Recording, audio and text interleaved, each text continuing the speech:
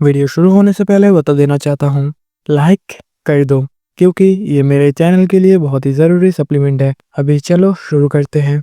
पिछले एपिसोड में हमने देखा था कि हमारा जो यून है वो एल्केमी टावर आया था मास्टर यांगडी से मिलने के लिए, ताकि वो अपना जो मेरिडियन है उसे ठीक कर सके। एल्केमी टावर पर आने के बाद उसे यहाँ की रिसेप्शनिस्ट वेलकम करती है जिसका नाम लुई याओ है। लुई याओ हमारा एमसी से कहती है, मैं आपका कैसे मदद कर सकती हूँ। फिर हमारा जो एमसी है उसे कहती है, मैं यहाँ पर यांगडी को ढूंढने के लिए आया हूँ, क्या वो यहाँ पर है। फिर ये सुनकर हमारा जो लुई याओ है ना वो थोड़ा सा सोचती है। फिर वो कहती है, मास्टर यांगडी, क्या आपका मतलब पिछला गिल्ड मास्टर से है। मैं यहाँ पर तुम लोगों को बता देना चाहता हूँ, जो गिल्ड मास्टर मतलब एल्केमी के गिल्ड मास्टर और एल्केमी टावर दोनों एक ही है, एल्केमी गिल्ड और एल्केमी टावर।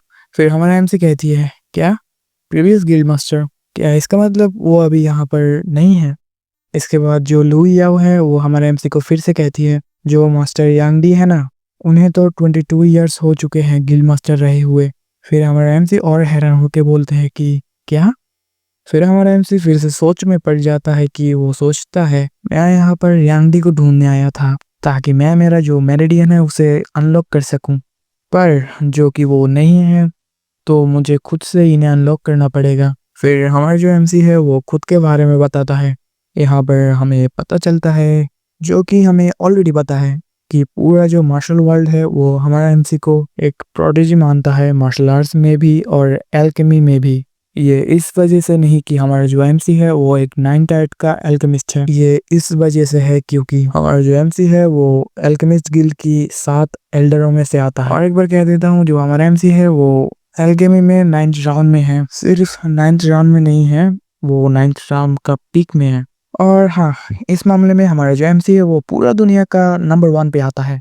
फिर हमारा एमसी अफसोस करते हुए कहती है कि पर अभी देखो, मैं एक ट्रैश हूँ, इवन की जो मेरिडियंस है ना मेरा वो भी क्लोज्ड है। फिर हमारा एमसी सीरियस होके कहती है, ये बॉडी ऑलरेडी 15 साल का हो चुका है, अगर मैं जल्दी मेरा मेरिडियंस नहीं ओपन की तो फ्यूचर में मेरा पुराना स्ट्रेंथ गेन करने में मुझे बहुत मुश्किल होगी।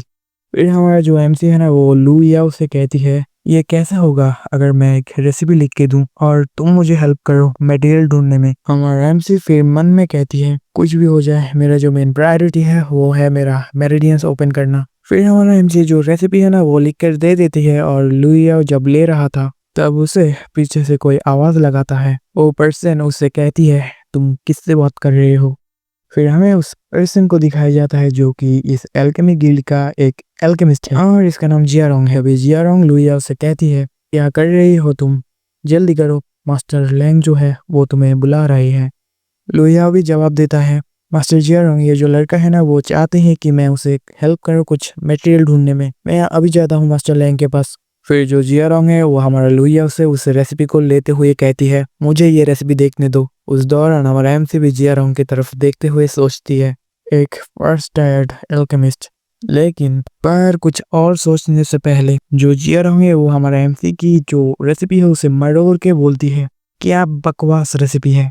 फिर उसे फेंक देती है, लिटरली भाई उसे फेंक देती है। और यहाँ पर हमारा जो लुई याओ है वो भी शौक। ये देखकर हमारा जो एमसी की गुस्सा है ना भाई वो 7वें आसमान पे पहुंच चुका है। वो तभी मन में बोलता है, मेरे हाथ से लिखा हुआ कोई भी चीज एक प्राइसलेस ट्रेजर होता है, और ये बेवकूफ इसे ऐसे फेंक रहा है जैसे कि कोई कचरा।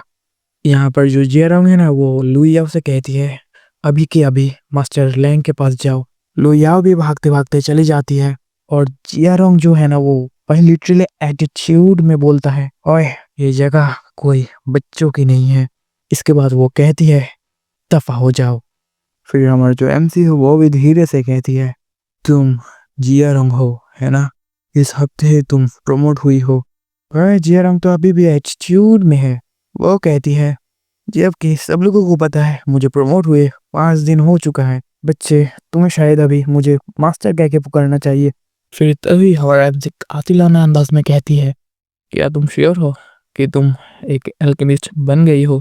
ये सुनकर जो जियारोंग है वो हमारा एमसी की तरफ गुस्से में देख के बोलता है, बच्चे तुम्हारा कहने का क्या मतलब।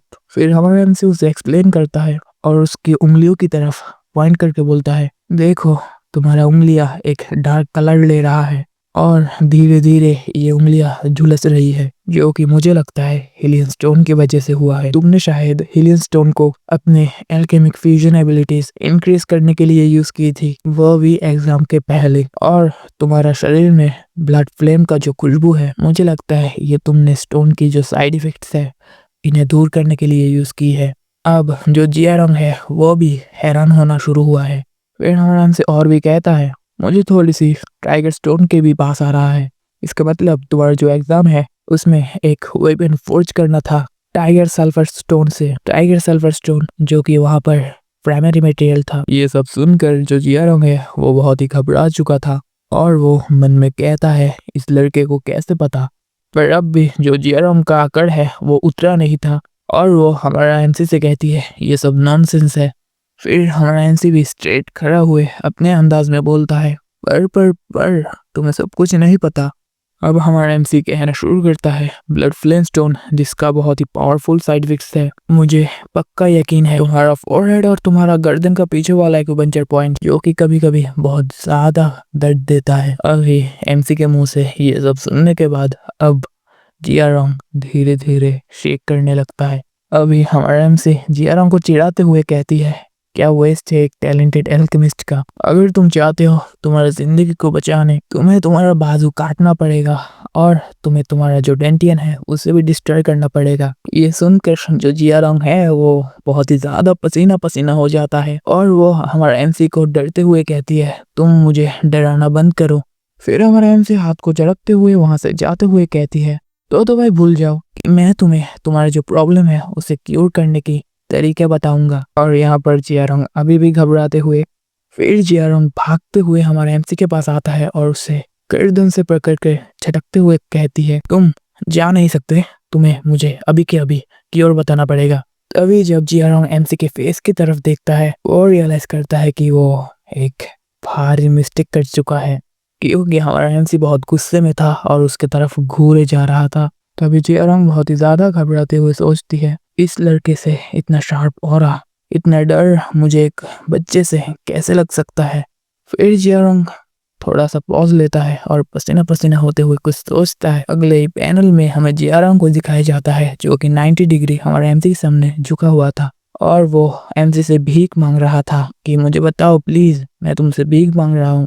पर हमारा एमसी अपने पोर्शन से जरा से भी नहीं हिला।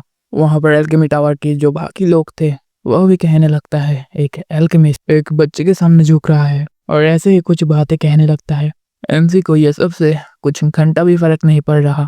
वो सिर्फ कहती है मेरा लिस्ट में जो मटेरियल लिखा हुआ था वो कहाँ पर है। जियारोंग को भी तभी याद आता है उसने क्या कांड की थी। तो फिर क्या, जियारोंग शुई करके भागते हुए वह मुड़ा हुआ कागज लेता है और फिर से भागते हुए आके हमारे एमसी को वो लिस्ट देकर कहती है ये लीजिए। यहाँ पर बंदे बंदे सदमे में है, भाई ये क्या क्या हो रहा है। एमसी उस लिस्ट को तो लेता है पर उससे नाक पहुंच कर तुम लिटरली छींटे भी देख रहे हो और उसे मुट्ठी में मरोड़ कर जियारोंग की तरफ फेंक के कहती है मुझे यहाँ पर हर एक आइटम 10-10 करके चाहिए। जब तुम सब कुछ अरेंज कर लोगे तब तुम मुझसे ब्लू ज्वेल एकेडमी पे आकर मिलना। और एक बात याद से, हाँ। और वो कागज जो है ना वो लिटरली जियारोंग की सर पे टपली खा के फिर से नीचे गिर जाता है और एमसी एटीट्यूड लेकर जियारोंग की तरफ घूर के कहती है मेरा नाम ली युन शाओ है। वो कहती है रिस्पेक्ट दी नहीं जाती बल्कि रिस्पेक्ट कमाया जाता है जो तुमने बहुत शुरू से ही खो चुकी थी मेरा। गाइज अगर तुमने यहाँ तक देखी है शुक्रिया और वीडियो खत्म हो चुकी है। नेक्स्ट एपिसोड आ जाएगा 2-1 दिन में।